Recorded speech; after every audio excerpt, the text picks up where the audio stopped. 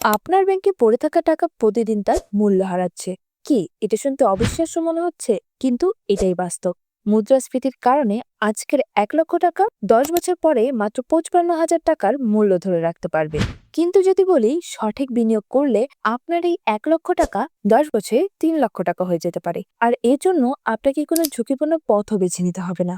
আজকের ভিডিওতে আমি আপনাদের দেখাবো বাংলাদেশে বিনিয়োগের 10টি নির্ভরযোগ্য এবং লাভজনক উপায়, যেগুলোর প্রতিটির মধ্যে সুবিধা অসুবিধার রিটার্ন এবং ঝুঁকি নিয়ে বিস্তারিত আলোচনা করব।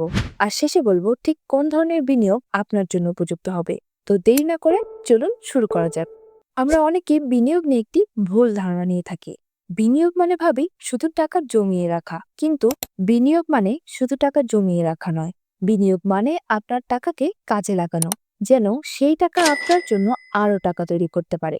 বাংলাদেশে এখন অনেক ধরনের বিনিয়োগের ক্ষেত্র রয়েছে। তার মধ্যে সরকারি, বেসরকারি, ঝুঁকিমুক্ত এবং উচ্চ ঝুঁকি সম্পন্ন সব ক্ষেত্রই রয়েছে। কিন্তু আমাদের দেশে মেন সমস্যা হচ্ছে বেশিরভাগ মানুষই জানে না কোথায় বিনিয়োগ করবে। কেউ শুধু সঞ্চয়পত্রের কথা জানে, কেউ বা শেয়ার বাজার নিয়ে ভয় পায়, আবার কেউ জমি কিনতে গিয়ে প্রতারিত হয়।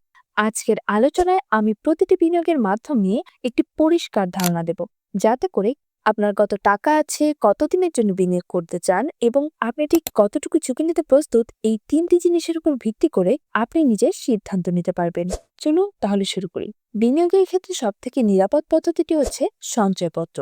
বাংলাদেশের সবচেয়ে জনপ্রিয় এবং নিরাপদ বিনিয়োগ হচ্ছে সঞ্চয়পত্র, কারণ এটি সরকার দ্বারা পরিচালিত, তাই আপনার টাকা হারানোর কোনো প্রকার সম্ভাবনা নেই।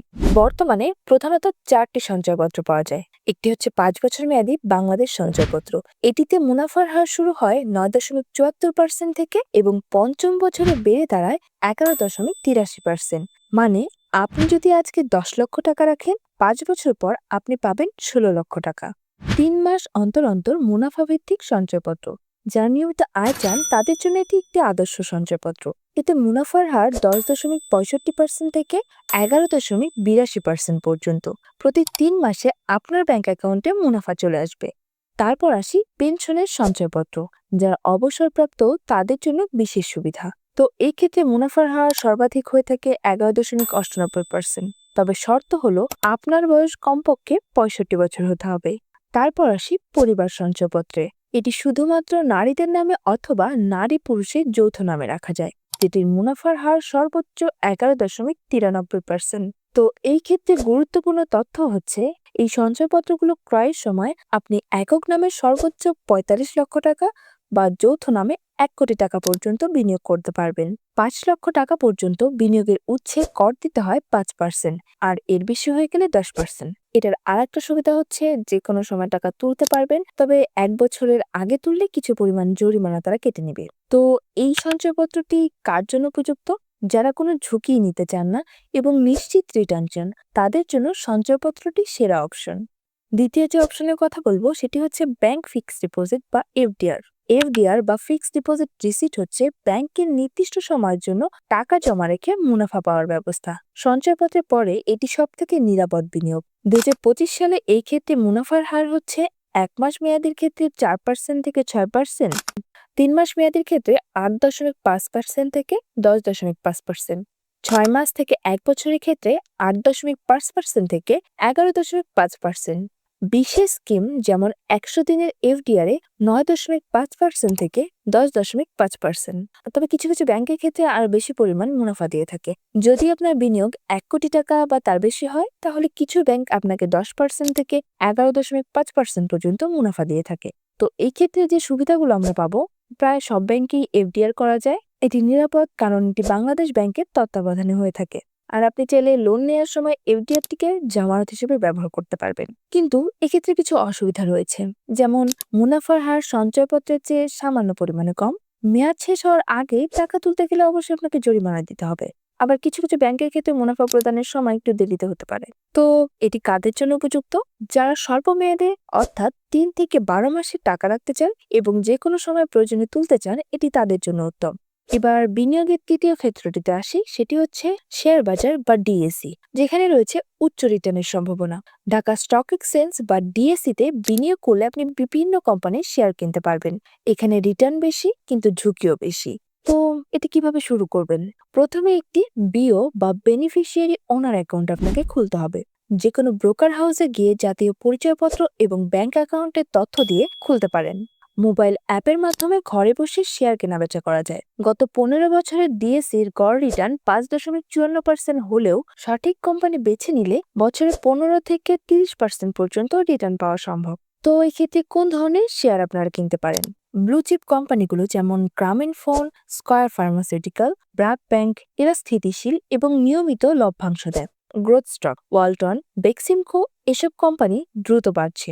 Dividend paying stock, Bangladesh lamps, British American tobacco নিয়মিত লভ্যাংশ দেয়। তো এক্ষেত্রে কিছু ঝুঁকি রয়েছে, যেমন শেয়ার বাজারের দাম ওঠানামা করে, ফলে লস হতে পারে।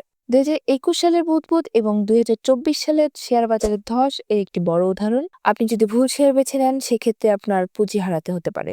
তো ডিএসসি তে ইনভেস্ট করার ক্ষেত্রে বেশ কিছু সতর্কতা আপনাকে অবলম্বন করতে হবে। যেমন সব টাকা একসাথে এক কোম্পানিতে না দিয়ে 5 থেকে 10টি ভালো কোম্পানিতে ভাগ করে দিন। মার্কেট যখন পিকে থাকবে তখন কিনবেন না। দীর্ঘমেয়াদী বিনিয়োগ করুন। খুব দ্রুত ধনী হওয়ার চিন্তা করবেন না। এগুলো যারা দীর্ঘমেয়াদী বিনিয়োগ করতে চান এবং ঝুঁকি নিতে প্রস্তুত তাদের জন্য উপযুক্ত। যাদের শেয়ার বাজার সম্পর্কে কিছু জ্ঞান আছে বা শেখার আগ্রহ আছে, তারা এই ক্ষেত্রে ইনভেস্ট করতে পারেন। এ পর্যন্ত যদি আপনার কাছে ভিডিওটি হেল্পফুল মনে হয়ে থাকে, অবশ্যই একটি লাইক দিয়ে আমাদেরকে মোটিভেটেড করতে পারেন। চলুন এগিয়ে যাই। তো চতুর্থ যে বিষয়টি নিয়ে কথা বলবো সেটি হচ্ছে মিউচুয়াল ফান্ড, যেটাকে বলা হয় পেশাদার ব্যবস্থাপনা। মিউচুয়াল ফান্ড হলো এমন একটি ব্যবস্থাপনা যেখানে অনেক মানুষের টাকা একসাথে জমা করে পেশাদার ম্যানেজমেন্ট সেটি বিভিন্ন জায়গায় বিনিয়োগ করেন। তো এখন প্রশ্ন আসতে পারে, কেন মিউচুয়াল ফান্ড? এটির প্রধান কারণ হচ্ছে শেয়ার বাজার সম্পর্কে বিশেষ জ্ঞান না থাকলেও বিনিয়োগ করতে পারবেন মিউচুয়াল ফান্ডে। বিশেষজ্ঞরা আপনার টাকা পরিচালনা করবে, সেক্ষেত্রে ঝুঁকির পরিমাণ অনেকটাই কম। আর ঝুঁকির পরিমাণ আরো কম কারণ অনেক কোম্পানিতে বিনিয়োগ করা যায়। বাংলাদেশে ভালো মিউচুয়াল ফান্ডের উদাহরণ আমরা দিতে পারি, যেমন আইডিএলসি ব্যালেন্স ফান্ড, যেটার বছরে গড় রিটার্ন 6.5%। আইডিএলসি গ্রোথ ফান্ড বেশি ঝুঁকি কিন্তু রিটার্নের পরিমাণও বেশি। আইসিবি বাংলাদেশ ফান্ড, যেটি সরকারি তত্ত্বাবধানে হয়ে থাকে। লঙ্কা বাংলা ইউনিট ফান্ড। মিউচুয়াল ফান্ডের ক্ষেত্রে গড়ে প্রতি বছর 6% থেকে 10% রিটার্ন পাওয়া যায়। এটি সঞ্চয়পত্রের কাছাকাছি কিন্তু শেয়ার বাজারের থেকে একটু কম রিটার্ন দিয়ে থাকে। মিউচুয়াল ফান্ড করার ক্ষেত্রে বেশ কিছু খরচ রয়েছে, যেমন মিউচুয়াল ফান্ড ম্যানেজমেন্টে ফি দিতে হয় সাধারণত বছরে 1.5% থেকে 2%। তো কিভাবে করবেন? আপনি যে কোনো ব্রোকার হাউস বা অ্যাসেট ম্যানেজমেন্ট কোম্পানিতে গিয়ে মিউচুয়াল ফান্ডের ইউনিট কিনতে পারবেন। তো এটা কার জন্য উপযুক্ত? যারা শেয়ার বাজারে বিনিয়োগ করতে চান কিন্তু নিজে সময় দিতে পারবেন না এবং খুব একটা জ্ঞান নেই, তাদের জন্য উপযুক্ত বলা চলে। তো বিনিয়োগের পঞ্চম ক্ষেত্রটি হচ্ছে সোনা, যেটিকে ঐতিহ্যবাহী বিনিয়োগ বলা হয়ে থাকে। বাংলাদেশে সোনা সবসময় একটি জনপ্রিয় বিনিয়োগ মাধ্যম। বিশেষ করে অনিশ্চয়তার সময় সোনার দাম বেড়ে যায়। বর্তমানে 2025 সালে সোনার দাম হচ্ছে 22 ক্যারেট সোনা প্রতি গ্রাম 14,420 টাকা এবং 21 ক্যারেট সোনা প্রতি গ্রামের দাম হচ্ছে 13,765 টাকা। সোনায় ইনভেস্ট করার বেশ কিছু সুবিধা রয়েছে, যেমন মুদ্রাস্ফীতির বিরুদ্ধে এটি একটি সুরক্ষা কবচ বলা চলে। আপনি চাইলে যে কোনো সময় সোনাকে তরল অর্থে রূপান্তর করতে পারেন, মানে বিক্রি করা খুবই সহজ। আর বৈশ্বিক মূল্যের সাথে এটি সামঞ্জস্যপূর্ণ থাকে। আর সোনা উত্তরাধিকার হিসেবে রেখে দেওয়া যায়। এর সুবিধার পাশাপাশি বেশ কিছু অসুবিধাও রয়েছে, যেমন মেকিং চার্জ এবং ভ্যাট মিলিয়ে কেনার সময় 15 থেকে 20% অতিরিক্ত দাম দিয়ে আপনাকে কিনতে হয়। আর সোনা বিক্রি করার সময় পুরো দাম পাওয়া যায় না। সংরক্ষণের ক্ষেত্রে চুরি হয়ে যাওয়া বা হারিয়ে যাওয়ার ঝুঁকি তো রয়েছে। এখন বাংলাদেশে গোল্ড কেনার মতো অ্যাপ আছে, যেখানে ডিজিটাল ভাবে সোনা কিনে রাখতে পারবেন। এতে আপনাকে মেকিং চার্জ দিতে হবে না এবং অবশ্যই আপনি সার্টিফাইড সোনা পাবেন। তো সোনাতে ইনভেস্ট করলে রিটার্নের পরিমাণও বেশ ভালো পাওয়া যায়। গত 10 বছরের সোনার দাম প্রায় দ্বিগুণ হয়েছে, মানে বছরে গড়ে 7 থেকে 8% আপনি রিটার্ন পাবেন। তো এটি কাদের জন্য উপযুক্ত? যারা দীর্ঘমেয়াদী সম্পদ সংরক্ষণ করতে চান এবং পরিবারের জন্য সোনা রাখতে চান, এটি তাদের জন্য উপযুক্ত। বিনিয়োগে 6 নম্বর ক্ষেত্রটি হচ্ছে জমি এবং রিয়েল এস্টেট। এটাতে সর্বোচ্চ রিটার্ন পাওয়া যায়। বাংলাদেশের জমি এবং সম্পত্তিতে বিনিয়োগ সবচেয়ে লাভজনক হতে পারে যদি আপনি সঠিক জায়গায় সঠিক সময়ে করতে পারেন। এক্ষেত্রে রিটার্নের হারও অনেক বেশি,